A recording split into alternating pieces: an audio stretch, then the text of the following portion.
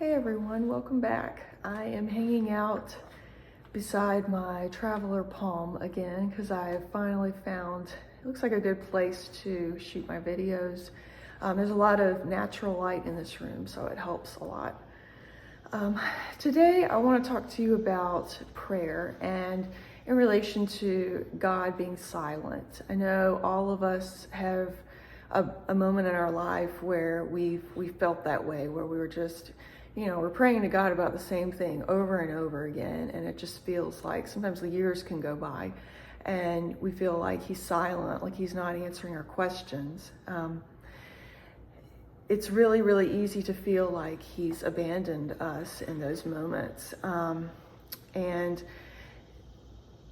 perhaps I want to bring up the first thing that may be happening is, he's just trying to, I think he's trying to get us to trust in him alone. It's so hard because we want to take control. We want to make things happen on our own. And I'm one of those people, I'm a very routine-oriented person. I like routines and I like to know what's coming ahead of me. I'm a planner, as my husband says. We're very different that way, but I have to have things planned out, and I've become even more that way after having kids. And so sometimes, I'll start praying about something and time just goes by and it just seems like he hasn't answered the prayer.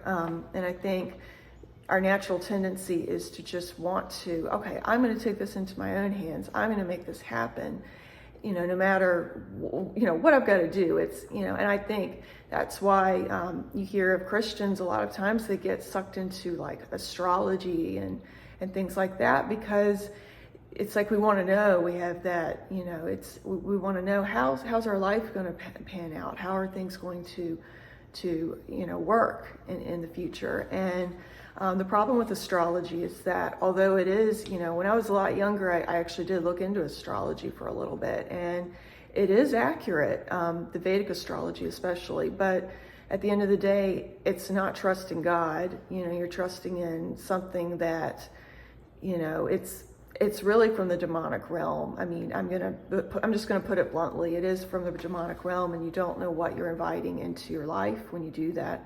And at the end of the day, it still doesn't answer questions of life and death. We die one day, and just knowing, just having astrological answers, it doesn't really give us those deep existential answers that we need. So another thing that I think what he's trying to do through these things is that he's trying to prepare us for something. I've had instances happen where it's like I was praying for something and I would go to bed every night just praying for that same thing. It was just, it was like 2 years of this, and I never heard from God. It was never, I never got anything from him. He was just silent. It was like I was talking to the wall or I was talking to the ceiling.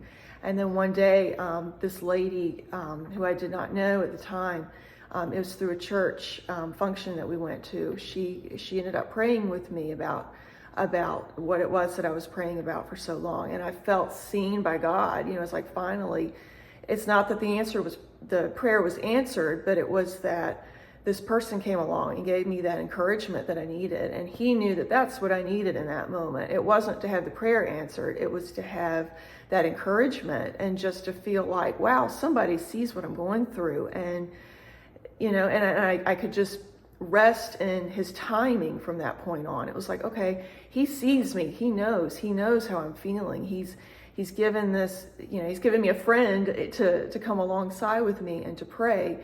And so he's looking at, he wanted to encourage me. And so that was what I took away from that.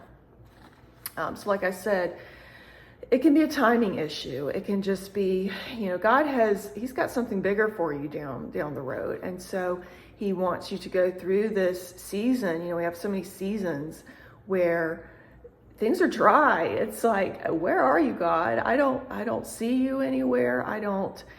It's like I'm talking to the wall. I know you're real. I believe you, but it's I'm not seeing anything. My natural eyes, what I'm seeing in the world, and with my family, with my whatever it is that I'm praying for, I'm not seeing it. I'm not seeing it manifest in my life.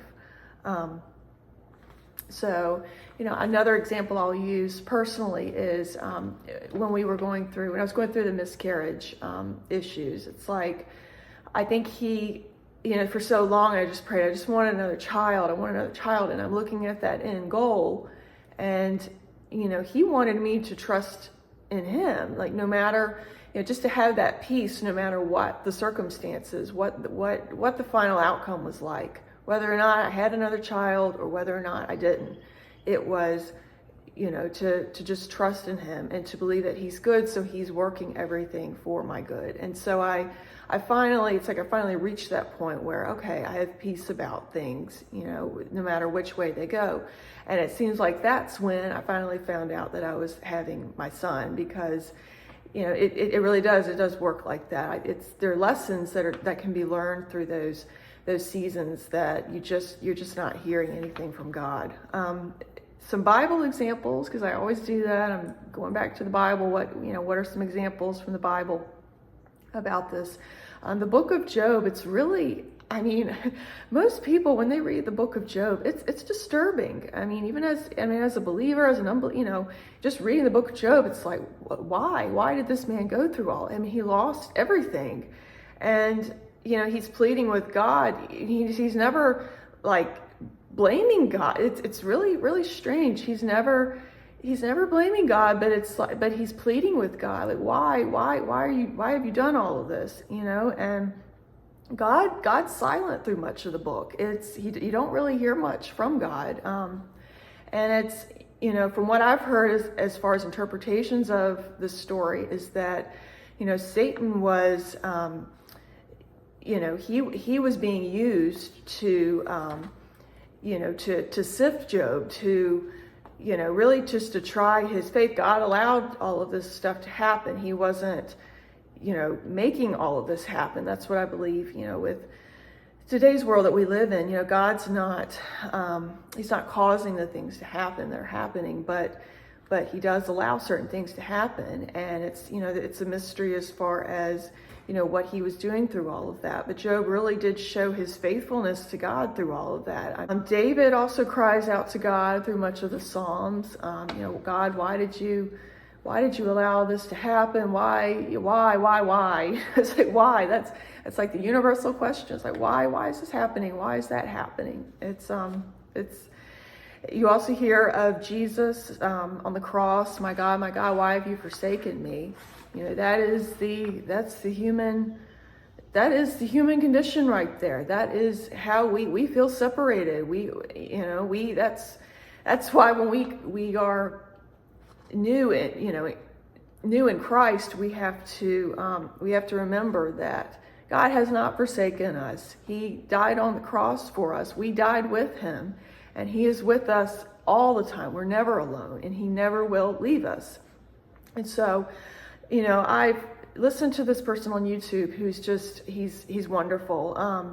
As far as just, he keeps saying, you've got to preach the gospel to yourself. So when you feel, and you will feel this way sometimes, where you just feel like, God, where are you? Where, that's our natural tendency. And we've all felt like that at some point or another. And another thing that I found really interesting, and I've done a lot of just delving into, it's kind of related to just end times, but it says 400 years of silence happened between the Old Testament and the New Testament, and this was 400 years of where there was no new revelation from the prophets. And so I kind of scratch my head when I read that, and I'm thinking, well, even if there was no actual physical historical records of prophets prophesying something, God was working during that time, because he's always working. And that's one thing, I think, the more we go through these trials and we don't hear from God,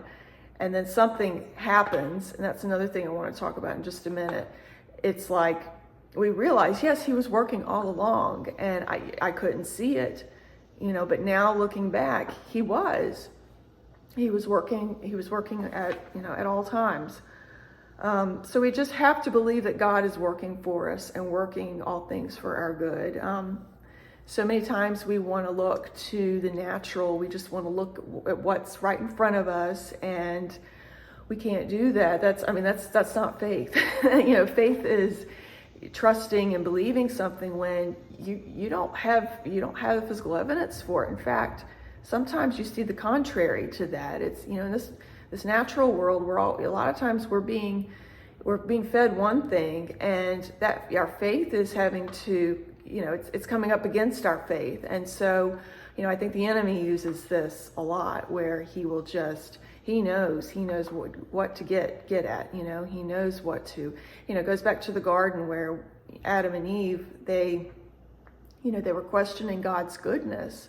Is God really good? And that seems to be a lot of what the enemy does. Does he really love you? You sure about that? I don't know about that. You sure about that? You sure he's that good? I don't, he may not really be that loving. Or, he points the finger back to us. You're not doing this. You don't look like a good Christian right now with your, he's very sneaky and sly with how he comes to us. So, when we're tempted, and we may not, a lot of us probably won't face the trials that Job faced, but we face some of those for sure. People are going through some really hard things on a daily basis. So our temptation is to feel like God has abandoned us, even when we know from a faith standpoint that he has not.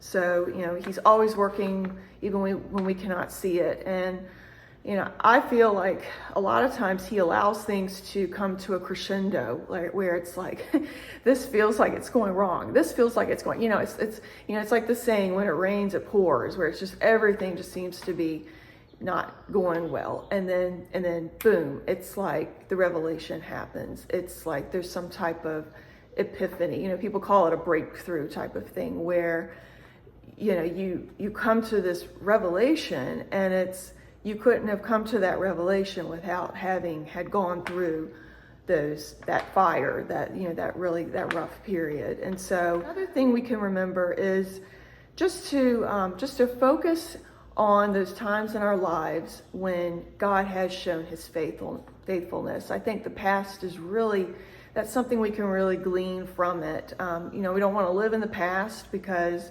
first of all, it's not a good way to live, because I was talking about bitterness in another video, and, bitterness is not a place where you want to stay. But it's also because we've been made new. We're putting on the mind of Christ now. We're not living in the past. We're not living in those old places where we're, if there are wounds or, trauma is the word now, but that if there's something that needs to be healed, we need to heal that, so we can actually live more into that new identity that he has for us, because he has set us free from all of those things. And I don't want to get off on a tangent too much, but in Psalm 77:11, it says, "I will remember the deeds of the Lord. Yes, I will remember your wonders of old." So it's just, it's saying just to remember what he's done for us in the past. And Corrie ten Boom, I'm going to leave you with a quote from her. She says, "This is what the past is for. Every experience God gives us, every person he puts into our lives is the perfect preparation for the future that only he can see." So take that with you today, as I don't know what your prayers and concerns are, but God does. He knows everything. So let him work all things for your good. You may not understand right now what he's doing, but one day you will. And I do believe that. I hope you were blessed, and I hope you have a great day. Bye.